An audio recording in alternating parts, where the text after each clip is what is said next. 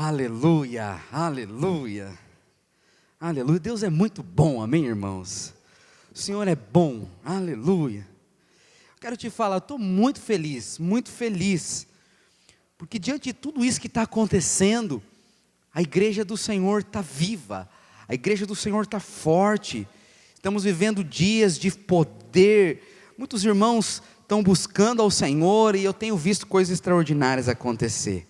Aleluia, que bênção que você está com a gente hoje. Mas antes de eu compartilhar a palavra ao seu coração, eu quero poder orar pela sua vida, amém, irmãos? Feche seus olhos aí no nome de Jesus. Pai, eu creio que o Senhor deseja falar a nós, creio que com a sua palavra o Senhor deseja nos tocar, e eu oro para que o Senhor faça tudo aquilo que o Senhor estabeleceu nessa noite. Deus, sabemos que iremos comer o pão da tua presença, o pão dos filhos, o pão que o sacerdote se alimentava toda semana. E eu oro para que esse pão possa nos nutrir espiritualmente, possa nos trazer sabedoria, revelação do alto. Não queremos, Senhor, simplesmente um conhecimento teológico da tua palavra, mas nós queremos Cristo revelado e vivo aos nossos corações, em o nome de Jesus. Aí onde você está, erga sua mão direita para o céu, feche seus olhos e diga assim: eu sou grandemente abençoado, altamente favorecido e profundamente amado. Aleluia. Talvez você está assistindo sozinho, mas se tiver alguém com você, eu queria que você falasse para essa pessoa aí: você é grandemente abençoado, altamente favorecido e profundamente amado. Aleluia, glória a Deus, amém, aleluia. Eu não sei se está calor aí na sua casa, irmãos, o fogo está caindo aqui nessa live, eu estou sentindo a unção de Deus, amém, amém, amém, glória a Deus. Eu queria compartilhar com você uma palavra que ficou ruminando meu coração durante essa semana, chamada A Rebelião do Homem e a Resposta de Deus. Você sabe, o homem, ele se extraviou em seus caminhos, ele se perdeu do centro do coração do Senhor, ele deixou de viver o propósito original que Deus estabeleceu para que ele pudesse viver, e diante de tudo isso, Deus precisou dar uma resposta, porque aquele Deus que é amor, também é justiça, e porque Ele é justiça, Ele precisa fazer com que a palavra dele se cumpra. Baseado nisso, o título dessa palavra, é A Rebelião do Homem e a Resposta de Deus. Eu quero te dar um exemplo na palavra que ficou gritando em mim. Fizemos os 21 dias, encerramos domingo passado, e várias vezes durante os 21 dias nós falamos sobre o tabernáculo, sobre as lições que o Velho Testamento nos ensinam, e hoje eu quero continuar falando do tabernáculo, especificamente sobre a Arca da Aliança, porque a Bíblia fala que Deus pegou todas as nossas rebeliões, colocou dentro da Arca da Aliança e cobriu a Arca da Aliança. E o desejo de Deus é que eu e você não tiremos a tampa da arca. O desejo de Deus é que eu e você não venhamos olhar para dentro da arca, porque Ele colocou as nossas rebeliões todas ali, escondidas ali. Por enquanto você pode se assustar: como assim? Deus escondeu as minhas rebeliões dentro da arca? Você precisa saber o que é a Arca da Aliança. Você sabe, a Arca da Aliança é o móvel mais importante do tabernáculo, e no Velho Testamento ela aponta para a presença de Deus. A Arca da Aliança aponta para o lugar onde Deus habita. Você sabe, no Velho Testamento Deus não habitava em todos os lugares, Ele habitava em uma só cidade.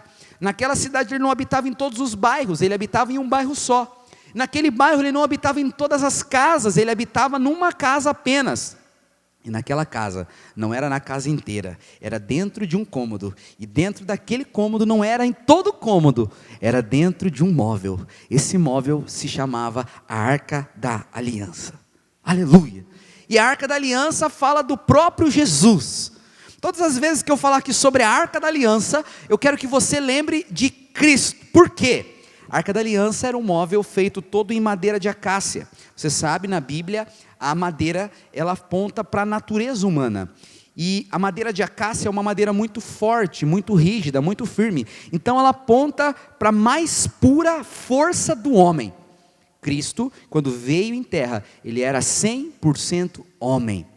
Mas não apenas era feita de madeira a Arca da Aliança, ela também era revestida de ouro. O ouro na palavra de Deus aponta para a glória de Deus, para a natureza divina. Cristo revestiu aquilo que era humano, porque ao mesmo tempo que ele era 100% homem, ele também era 100% Deus. Então, mesmo sendo homem, a divindade se torna humanidade, para aqueles como eu e você, que éramos apenas homens, pudessem se tornar filhos de Deus. Isso é extraordinário, mas veja, a Arca da Aliança era feita de madeira, que aponta para a natureza humana. A Arca da Aliança também era revestida de ouro, que aponta para a glória de Deus, para a divindade do Senhor. Essa Arca da Aliança, que aponta para o Senhor, ela era coberta com uma tampa feita de ouro. Essa tampa tinha uma pedra maciça de ouro puro. E essa pedra, essa tampa, cobria a arca. Essa tampa de ouro era chamada na palavra como o propiciatório. A palavra propiciatório significa apaziguar, reconciliar duas pessoas, satisfazendo as exigências de ambas, uma sobre a outra. Cristo também é o próprio propiciatório. Cristo é aquele que nos reconciliou com Deus. Veja, ele tem a natureza humana, ele tem a natureza divina, mas também ele é aquele que nos reconcilia com Deus. Veja só, queria que você abrisse sua Bíblia aí em Hebreus capítulo 2, verso 17. Hebreus capítulo 2, versículo 17 diz assim: Por isso, convinha que em tudo fosse semelhante aos irmãos, madeira e ouro, para ser misericordioso e fiel, sumo sacerdote naquilo que é de Deus, para expiar, propiciatório, o pecado do povo. Aleluia, aleluia. Então Cristo não é apenas aquele que nos reconcilia com Deus, Ele é o próprio propiciatório, mas Ele também não é só o propiciatório, Ele é o sacrifício que é derramado para que a propiciação seja verdadeiramente feita. Além de tudo, irmãos, Jesus é o lugar onde o sacrifício é imolado. Jesus é o propiciatório de Deus que veio ter comunhão com o homem. E agora que nós chegamos diante de Deus, por Cristo, através da Arca da Aliança, nós podemos provar de tudo aquilo que Deus tem, conhecer tudo aquilo que Deus é. Então Cristo, irmãos, Ele é o sacrifício do propiciatório, Ele é o próprio propiciatório, Ele é a Arca da Aliança, aquele lugar onde Deus se relaciona com o seu povo. Romanos 3, 25 diz: Ao qual Deus propôs para propiciação pela fé no seu sangue, para demonstrar a sua justiça pela remissão dos pecados dantes cometidos sobre a paciência de Deus. A Bíblia também fala que o propiciatório tinha uma bordadura, né? Essa bordadura é traduzida como coroa, ou então como grinalda em algumas versões. Ela era toda feita de ouro, e isso fala da glória de Deus que estava ali em Cristo. Ao mesmo tempo que ele tinha a natureza de homem, ele tinha a natureza divina, mas ele também tinha a glória, ele tinha a beleza do céu, o envolvendo, o trazendo majestade, realeza. Mas você precisa entender, Cristo tinha a glória de Deus, né, ali, a bordadura de ouro sobre a vida dele, mas ele veio em terra para nos servir. Ele abriu mão da sua glória, se fez semelhante a um de nós, morreu uma morte de cruz em nosso lugar, para nos trazer salvação eterna. Isso é extraordinário. A Bíblia fala que ele não veio para ser servido, ele veio para servir. Hebreus capítulo 1, verso 3 diz: O qual, sendo o resplendor da sua glória, bordadura da Arca da Aliança, a expressa imagem da sua pessoa, sustentando todas as coisas pela palavra do seu poder, havendo feito por si mesmo a purificação dos nossos pecados, assentou-se à destra de Deus, à destra da majestade nas alturas. Aleluia, glória a Deus. Será que alguém podia pegar uma aguinha para mim, fazendo um favor, amado? Senão a voz aqui vai acabar, não pode acabar a voz, irmãos, aleluia.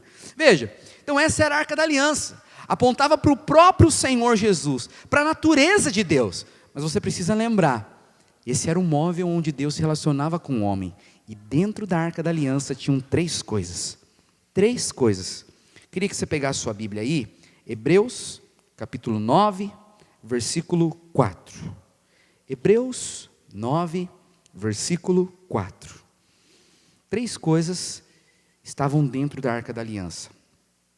O que tinha o incensário de ouro e a Arca da Aliança. coberta com ouro toda em redor. Veja só, agora vai falar o que estava dentro da Arca da Aliança.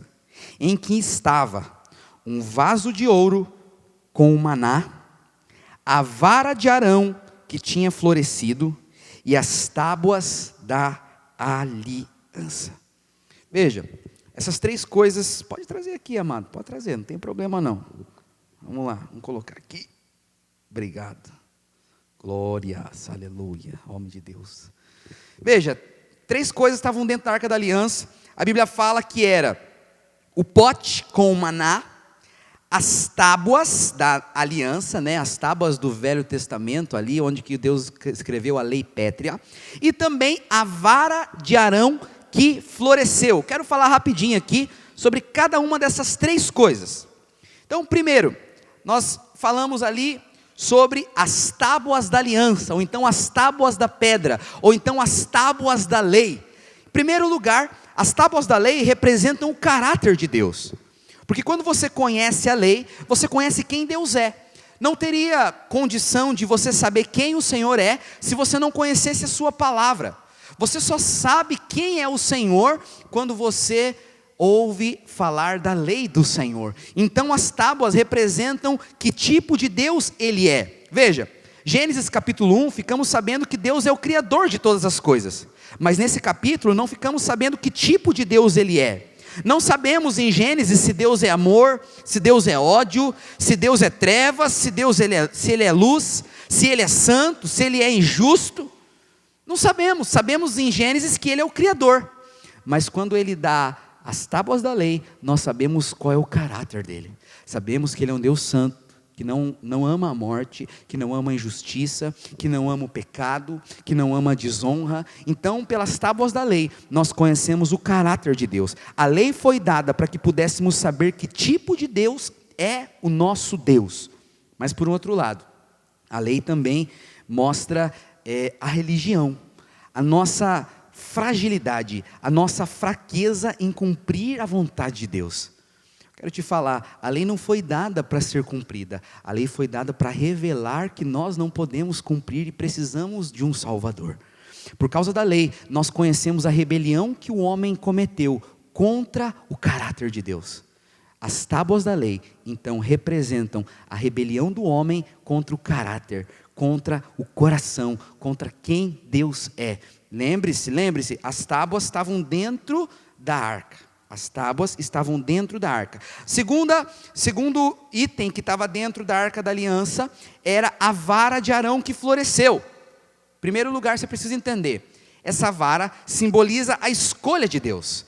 A vara simboliza aquele que Deus levantou. Mas antes disso, a vara simboliza a ressurreição.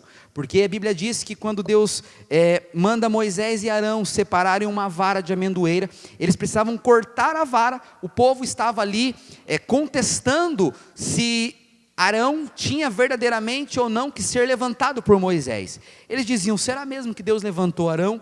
Então Moisés vai diante do Senhor e fala, Senhor, foi o Senhor que mandou eu colocar Arão como sacerdote do seu povo. Então Deus fala para Moisés cortar cada um das suas tribos, eleger um homem e cortar ali uma vara de amendoeira, e aquela vara deveria ser colocada em um lugar específico. E a Bíblia fala que a vara de Arão, mesmo longe da árvore, ela floresceu. Então a vara fala de ressurreição, fala de escolha divina. Você sabe, por um lado também essa vara aponta para Cristo, porque Cristo é a ressurreição. Veja, as tábuas representam por um lado o caráter de Deus e a rebelião do homem contra o caráter do Senhor.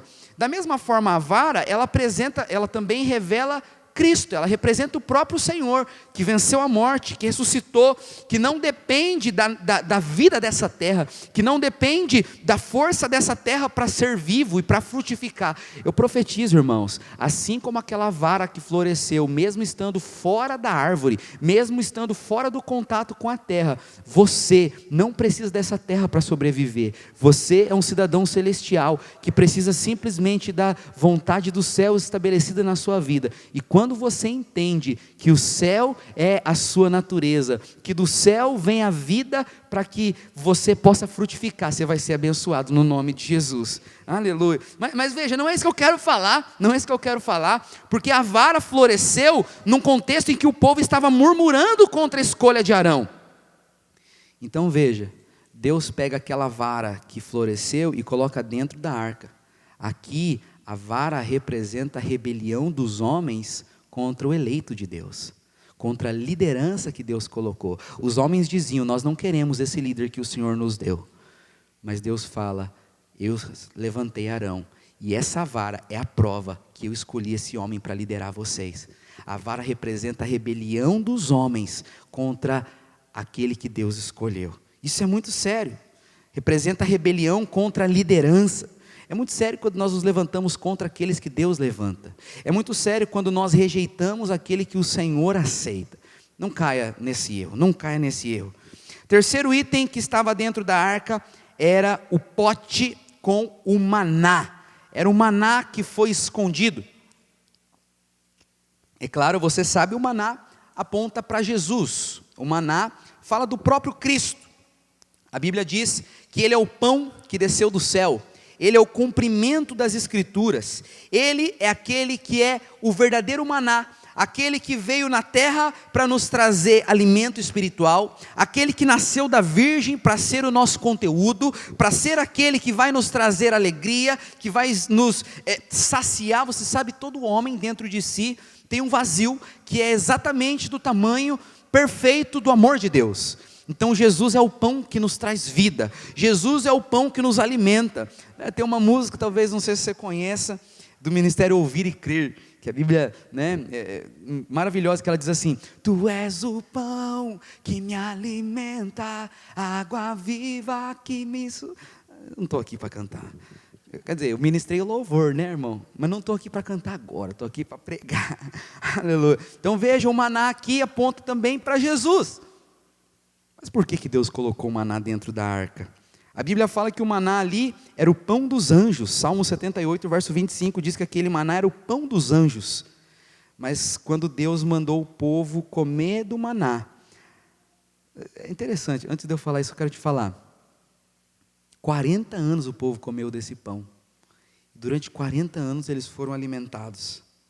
Nenhum deles ficou doente durante 40 anos. A Bíblia fala que no meio do deserto... Deixa eu tomar água, calma aí, peraí. No meio do deserto, a Bíblia diz que o calçado crescia no pé do povo.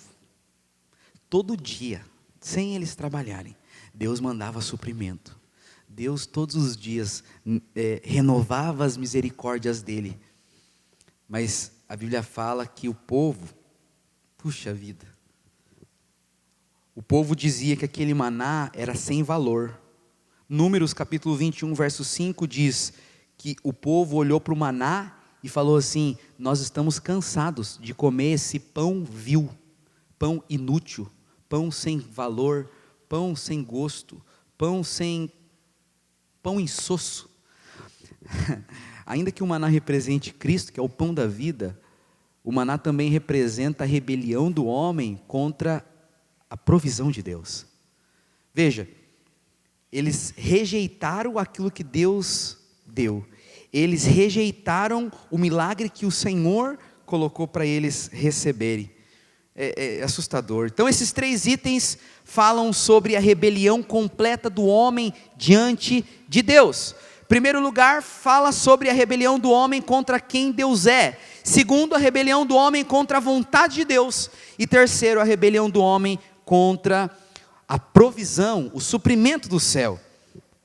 Mas o que Deus fez com a rebelião do homem? A Bíblia diz que Deus pega tudo aquilo que o homem fez, coloca dentro da arca da aliança e cobre com o propiciatório. Isso é extraordinário. E sobre aquele propiciatório era colocado o sangue dos animais. Todos os animais que eram oferecidos como sacrifício para a expiação dos pecados, o sacerdote precisava pegar daquele sangue e colocar sobre o propiciatório. Você lembra? Você participou dos 21 dias com a gente. Em cima do propiciatório ali tinha 2 querubins, um virado de frente para o outro. E no meio dos 2 querubins, o sacerdote precisava colocar ali o sangue, né? Não é à toa que o povo de Israel ficava muito feliz todas as vezes que o sacerdote entrava no tabernáculo. Por quê? Porque todas as vezes que o sacerdote entrava no tabernáculo, significava que ele iria apresentar o sangue na presença de Deus. E porque o sacerdote ia colocar o sangue na presença de Deus, então Deus iria ficar de bem, Deus iria ficar em paz com o povo. Por quê? Porque os pecados seriam expiados. Agora Deus não podia olhar para a rebelião do homem, Deus não podia agora olhar para aquilo que o homem fez contra o caráter dele, contra a vontade dele, contra o suprimento dele. Por quê? Porque agora quando Deus olhava, ele via o sangue que estava em cima do propiciatório. Isso é extraordinário. Irmãos, não se esqueça, Cristo é o nosso propiciatório. O Senhor Jesus se tornou um sacrifício, a fim de desviar para Ele mesmo a ira de Deus. Jesus não era apenas a arca da aliança, Ele também era um animal, que era entregue lá no altar de holocausto, para ser morto no lugar dos nossos pecados. O propiciatório era feito com uma peça maciça de ouro, era como se fosse uma pedra de ouro, mas naquele tempo, para que eles pudessem dar forma para as coisas, o ouro precisava ser fortemente espancado. Da mesma forma foi com Jesus lá na cruz, ele foi espancado, de forma tal que a Bíblia fala que ele não era parecido como filho dos homens, e Cristo se tornou no nosso lugar o propiciatório. Ele foi brutalmente espancado, e pelas suas feridas nós fomos sarados, pelas suas feridas agora nós somos aceitos. Isso é extraordinário. Lembra dos querubins? Os querubins apontam ali para a glória de Deus, os querubins ali apontam para a santidade de Deus, porque os querubins guardavam a presença, os querubins guardavam a arca da aliança. Não sei se você lembra, lá no Velho Testamento, no Gênesis, quando Adão e Eva caem em pecado, quando eles cometem alta traição contra o Senhor, a Bíblia diz que Deus coloca 2 querubins para guardar o jardim. Lembra ou não? E agora Adão e Eva não podiam ter mais livre acesso ao jardim. Por quê? Porque os querubins estavam ali guardando. Aqueles querubins do Éden eram os mesmos querubins que estavam em cima da arca da aliança, porque eles guardavam a presença de Deus. Isso é muito sério. Mas se você for ler o livro de Apocalipse, você vai perceber que no livro de Apocalipse também tem lá o jardim do Éden, também tem lá a árvore da vida, e no Velho Testamento vemos que na árvore da vida estava ali guardando a presença os querubins. Em Apocalipse também tem o mesmo jardim, tem a mesma árvore, mas aconteceu algo extraordinário ali. Abra comigo aí Apocalipse, capítulo 2, versículo 7. Apocalipse 2, versículo 7 diz assim: quem tem ouvidos ouça o que o Espírito diz às igrejas. Ao vencedor dar-lhe-ei de que se alimente da árvore da vida que se encontra no paraíso de Deus. Onde estão os querubins aqui? Não tem. Apocalipse 22, verso 11, abra aí, você já vai entender. Apocalipse 22, versículo 11. Bem-aventurado aqueles que lavam suas vestiduras no sangue do Cordeiro, para que lhes assista o direito a comer da árvore da vida, e entrem na cidade pelas portas. Esses versículos de Apocalipse mostram que algo aconteceu, porque lá em Gênesis 3, verso 21, tinha os querubins, mas aqui em Apocalipse 2 e Apocalipse 22, nós vemos a mesma árvore, mas não tem nenhum querubins guardando. Por quê? Por que aconteceu isso, irmãos? Simplesmente porque Jesus veio e abriu o caminho para a presença outra vez. Com o próprio sangue, Ele nos deu livre acesso ao Pai. Com o seu próprio sangue, Ele nos deu agora o direito de sermos feitos filhos de Deus. Hebreus capítulo 10, versículo 19 diz: tendo, pois, irmãos, intrepidez para entrar no Santo dos Santos, pelo sangue de Jesus, pelo novo e vivo caminho que Ele nos consagrou pelo véu, isso é, pela sua carne. Veja, o caminho para que você possa acessar a árvore da vida já está aberto. Os querubins que aguardavam aquele lugar, agora nos aceitam por causa do sangue. E por causa do sangue, hoje nós podemos ter acesso a tudo aquilo que Deus tem à disposição para nós. A diferença é que no Velho Testamento, o sangue dos animais, eles faziam expiação, eles não traziam perdão. Era como se no Velho Testamento, eu não sei se vai aparecer aqui, não precisa mexer na câmera, é como se Deus pegasse os nossos pecados e colocasse debaixo do tapete, porque o sangue de animais e de bodes não tem o poder de perdoar pecados. Mas Cristo, o Cordeiro de Deus que tira o pecado do mundo, foi enviado. E quando Cristo foi enviado com o próprio sangue, vertendo na cruz o seu sangue, aquele sangue foi aspergido lá em cima da Arca da Aliança, no meio dos querubins. E quando eu e você chegamos diante de Deus, confiados no sangue, nós somos aceitos. Agora, todas as nossas rebeliões, lembra? As tábuas da lei, a vara de Arão e também o maná escondido, todas as nossas rebeliões contra o caráter de Deus, contra a escolha de Deus, contra a provisão e ali o sustento do Senhor, todas as nossas rebeliões estão agora dentro da Arca da Aliança. O caminho da árvore da vida está aberto. É interessante, o sacerdote tinha que pingar ali 7 vezes o sangue sobre a Arca da Aliança, e por causa que o sangue era colocado, nós fomos aceitos. Sabe, o número 7 significa completeza, o número 7 significa algo que foi feito de forma perfeita. Sabe, irmãos, se você chegasse na presença de Deus sem o sangue, você não seria aceito pelo Senhor. Se você chegasse na presença de Deus confiado na sua justiça, confiado no seu merecimento, você não pode receber de Deus. Mas você, como eu, crê que o sangue foi derramado. Eu quero te falar, se você crê que o sangue foi derramado, hoje não há mais culpa, hoje não há mais condenação. Hoje você não precisa mais viver uma vida com medo, uma vida ansiosa do que vai acontecer com você, do que o Senhor vai fazer para você. Hoje, quando você passar por dias maus, você não precisa ficar preocupado sobre, eu estou passando por isso porque Deus está me amaldiçoando, porque Deus está bravo comigo, porque eu cometi algum tipo de pecado e agora Deus está me castigando. Não. Você e todas as suas rebeliões contra Deus estão escondidos dentro da Arca da Aliança, e essa arca foi tampada com o propiciatório, e sobre o propiciatório, o sangue do Cordeiro foi aspergido 7 vezes. Você pode descansar debaixo dessa verdade da palavra. Você pode dizer amém? Você pode dizer aí na sua casa, glória a Deus. Você pode falar, pastor, por que você está falando isso? Quanto tempo eu tenho amado? Você pode falar, tá, pastor, por que você está me dizendo isso? Meu Deus, meu tempo está voando. Aleluia, obrigado por falar. Tem que aumentar esse tempo aí, irmão. Semana passada eu preguei, quando eu fui ver o tempo, eu falei, meu Deus, foi a palavra mais rápida que eu já preguei na minha vida. Mas eu não comecei nem a pregar ainda, irmão, estou na introdução. Ixi. Os irmãos me dão mais 5 minutinhos? Amém. Veja, por que eu estou te falando tudo isso?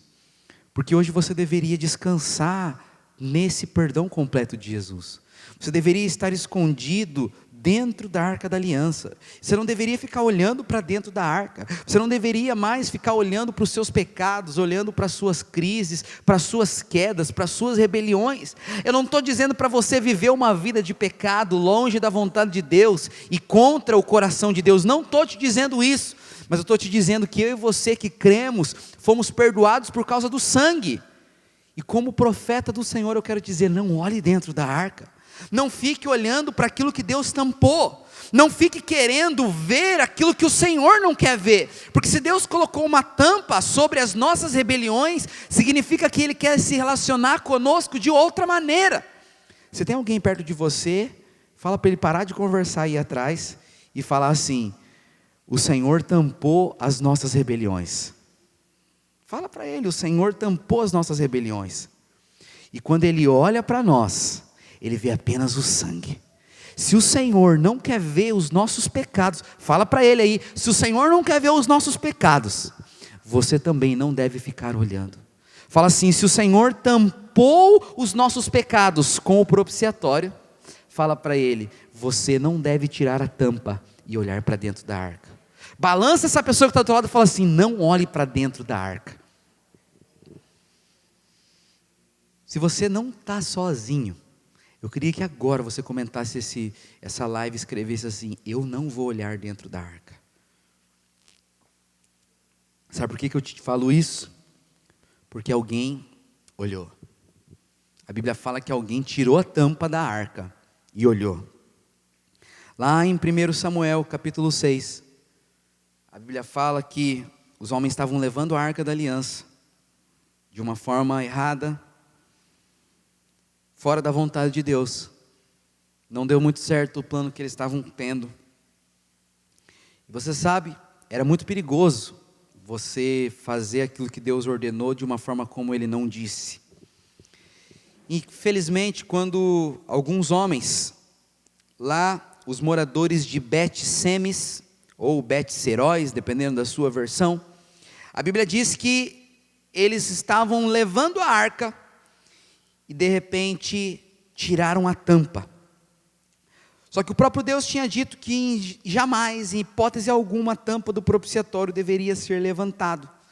E aquele que levantasse a tampa do propiciatório iria, infelizmente, ter que sofrer consequências muito severas. Esses homens de Bet-Semes tiraram a tampa da arca. E 3 coisas aconteceram com eles quando eles tiraram a tampa da arca.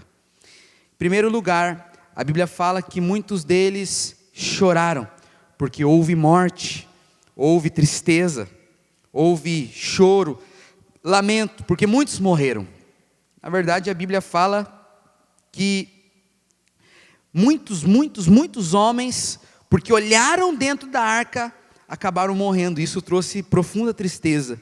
Isso significa que todas as vezes que nós tiramos a tampa da arca, a primeira coisa que você vai olhar ali é a lei. Quando você para de olhar para Cristo, que cobre os nossos pecados, e olha para aquilo que está dentro da arca, você vai encontrar a lei, você vai encontrar as suas rebeliões, você vai encontrar os seus pecados. E sabe qual que vai ser a primeira resposta do seu coração? Morte e condenação. Sabe por que muitas pessoas estão vivendo uma vida cristã de morte, de culpa, de condenação? Eles se sentem todo o tempo desqualificados. Eles não têm liberdade e alegria para servir a Deus, porque eles estão todo o tempo lembrando dos pecados deles. Eles estão o tempo todo lembrando das rebeliões deles. Eles estão o tempo todo ouvindo a voz do diabo que diz que ele não está apto, que ele não é preparado. Irmão, talvez você que esteja me assistindo vive com essa sensação que não está fazendo o que deveria ser feito, e por conta disso Deus não vai te aceitar. Eu te falo, para de olhar dentro da arca. O Senhor cobriu as suas crises, o Senhor cobriu os seus pecados com o seu próprio sangue. Ele não vê mais os seus pecados. Quando Deus olha, Ele vê o propiciatório. Então você precisa ter a mesma atitude, você precisa entender, não tire a tampa da arca, não olhe dentro da arca, porque se você olhar, a morte, a culpa e a condenação vão entrar no seu coração. Sabe, irmãos, os 10 mandamentos são chamados no Novo Testamento de o ministério da morte e da condenação. Lá em 2 Coríntios 3, versículos 6 a 9 diz isso. A lei sempre vai trazer morte, a lei sempre vai trazer condenação, a lei sempre vai trazer culpa, tristeza. Se você se relacionar com Deus olhando dentro da arca, você nunca vai conseguir viver a vida que Ele estabeleceu para você, porque a lei mata.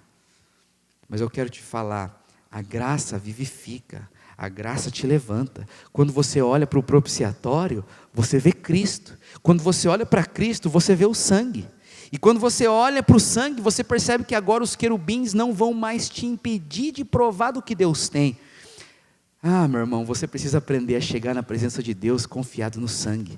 Aqueles que chegam diante de Deus sem olhar para dentro da arca, confiando apenas no sangue, sabendo que são aceitos, são pessoas que provam de coisas abundantes, são pessoas felizes, são pessoas que vão servir, que vão liderar, que vão vencer o pecado. Muita gente pensa que quando pregamos sobre a nova aliança da graça de Deus, eles acreditam que nós estamos falando para as pessoas pecarem, para as pessoas viverem uma vida dissoluta, longe do coração do Senhor, mas é exatamente ao contrário. Só há uma forma de você andar em santidade, só há uma forma de você agradar a Deus, compreendendo o poder e o valor do sangue. Quando você entende que somente pelo sangue você é aceito, então você perde o medo de caminhar, você perde o medo de se achegar na presença de Deus. No Velho Testamento os querubins estavam ali te impedindo de chegar, E por que os querubins impediam o caminho da presença, impediam o caminho da árvore da vida? Por causa do pecado. Muitas pessoas não estão comendo da árvore da vida por conta do pecado, da culpa, condenação. Mas quando você chega diante de Deus confiado no sangue, você vai entender que ainda que os querubins estejam ali, por causa do sangue o caminho está aberto. Então você entra com fé, com ousadia. Aleluia. Não olhe para dentro da arca. Porque a primeira coisa que acontece quando você olha, a morte vem, a condenação vem. Feche seus olhos aí na sua casa, fala assim: eu não vou mais olhar para dentro da arca, mas eu vou olhar para Cristo, a propiciação de Deus. Confiarei no sangue, e por meio do sangue, creio que serei aceito, e sou aceito pelo Pai. Aleluia. Você pode dizer aleluia? Em segundo lugar, depois de eles olharem para dentro da arca, eles disseram: quem poderá estar perante o Senhor, este Deus santo? Veja, depois de olhar para a arca, eles pensaram: como nós podemos estar na presença de Deus? Sabe o que é isso, irmãos? Culpa, vergonha. Eles pensaram assim: como que eu posso estar diante de Deus? E talvez você está assistindo esse culto, e você fala assim: ainda bem que o culto não é presencial. Quem sou eu para entrar num prédio de igreja? Quem sou eu para servir a Deus? Talvez você tenha vivido dias longe da vontade do Senhor. E não é porque você quer, é porque talvez você tentou tanto e acabou desistindo. Você sabe, 90% das pessoas que estão por aí desviadas, eles não estão desviados porque eles não querem Jesus, mas é porque eles são sinceros. Eles olharam tanto para dentro da arca que eles chegaram à conclusão: eu não sirvo para essas coisas, eu não sirvo para servir a Deus.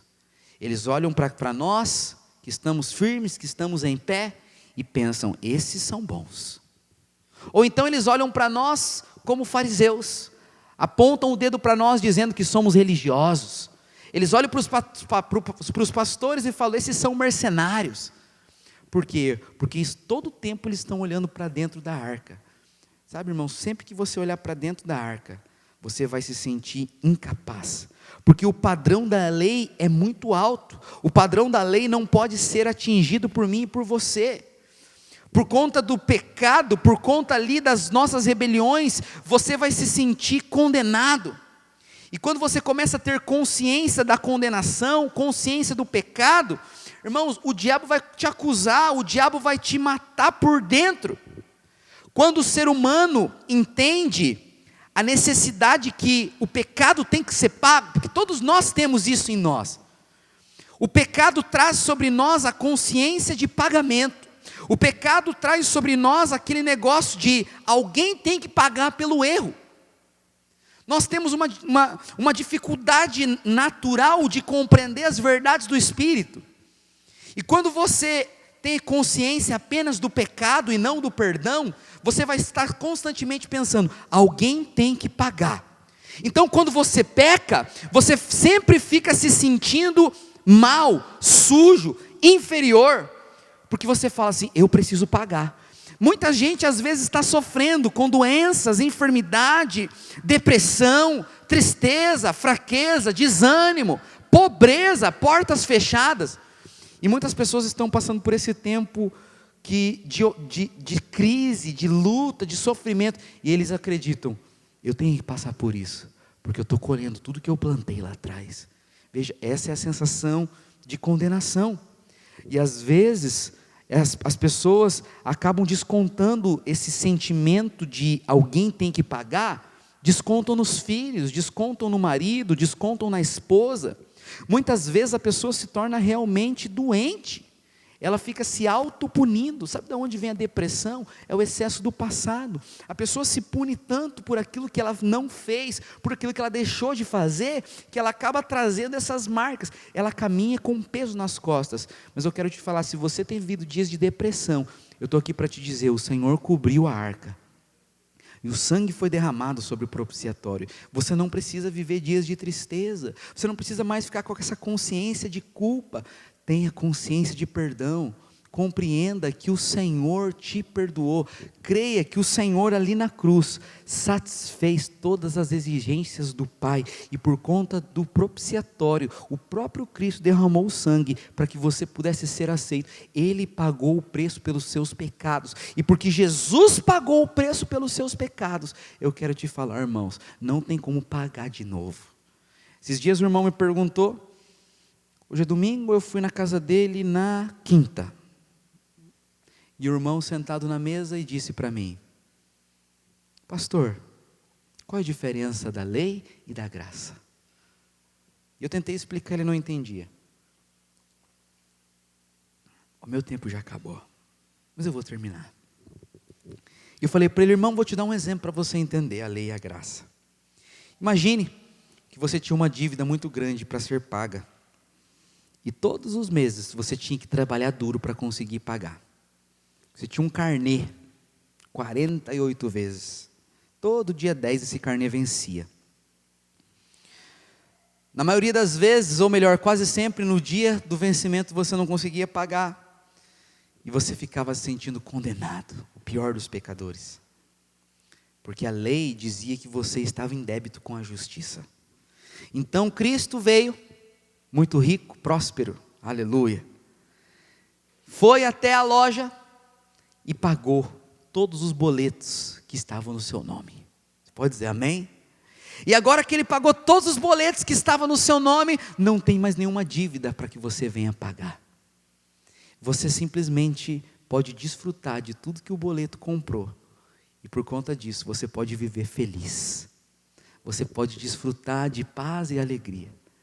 Sabe o que significa desfrutar de paz e de alegria? Não olhar para dentro da arca. Sabe o que Deus fez com as nossas rebeliões? Ele deu uma resposta. A resposta de Deus para o pecado do homem é Cristo. E por causa de Cristo nós somos aceitos. Você crê nisso? Diga amém. Aleluia, aleluia, aleluia. Isso é tremendo. Para encerrar, queria que os irmãos do louvor pudessem começar a se posicionar, menos o irmão do violão que sou eu. Aleluia. Em terceiro lugar, 1 Samuel, no versículo 20, capítulo 6, a Bíblia diz o seguinte: os filisteus devolveram a arca do Senhor e disseram: descei, pois, e façam a arca subir para vós. Depois de eles olharem para dentro da arca, sabe qual foi a última coisa que aqueles homens fizeram? Mandaram a arca embora, mandaram a presença embora. Porque todas as vezes que você tira a tampa da arca e olha para a lei, o resultado vai ser que você vai fugir da presença de Deus.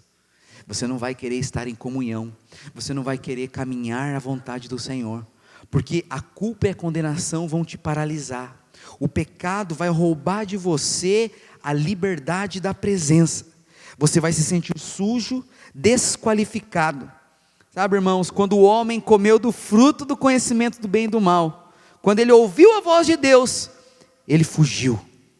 E da mesma forma os homens de Bet-Semes fugiram da presença de Deus. Eles tiveram uma atitude exatamente contrária àquilo que Davi fez lá em 1 Crônicas capítulo 13, versículo 12. Quando Davi, em 1 Crônicas 13, 12, estava ali diante da arca, depois de passar pelas situações que passou, ele diz: como trarei a mim a arca de Deus? Mas os moradores de Bet-Semes, quando olharam para dentro da arca, falaram: para onde nós vamos mandar a arca? Por quê? Porque eles queriam ver a presença longe, eles queriam ver o Senhor longe. Sabe, irmãos, você não pode ser como os moradores de Bet-Semes, você precisa ser como Davi. Você precisa ser aquele, irmãos, que quer trazer a arca para perto de você. Você quer trazer a arca para a sua casa. Eu quero te falar, eu profetizo no nome de Jesus que a arca da aliança está na sua casa, porque é Cristo. A Bíblia fala que onde há 2 ou 3 reunidos no nome dele, ele está. Mas a Bíblia também fala em João capítulo 14, que ele veio habitar em nós. Pode tirar aqui fazendo favor para mim, amado? A Bíblia diz que o Senhor veio habitar em nós. Cristo é a arca da aliança. Ele é aquele que verteu o próprio sangue pelos nossos pecados. Ele é a arca da aliança. E a Arca da Aliança está aí na sua casa hoje. Você pode confiar. Eu queria poder ministrar um cântico a você. Aleluia.